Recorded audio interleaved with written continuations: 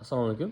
Hozir sizlarga haqiqiy sayohat paketini ko'rsatmoqchiman. Bu bir akamizga 3-mart kuniga terib bergan sayohat paketimiz va ko'rib turganlaridek bu sal ko'proq, chunki juda ham chiroyli tarzda tuzilgan. Haqiqiy bordi keldi bilet, mehmonxona 3 ta, 2 ta shahar uchun.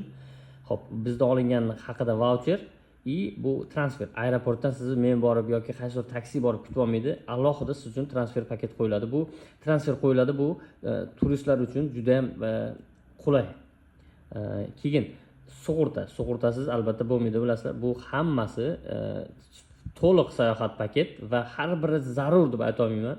Chunki faqat bordi keldi bilet qilib mana shunaqa olishni ham imkoni bor, lekin to'liq sayohat paket qanaqa bo'lishi kerak desiz, mana xuddi mana shunaqa bo'ladi. Biz Gruziyaga faqat to'liq sayohat paket tuzib beramiz.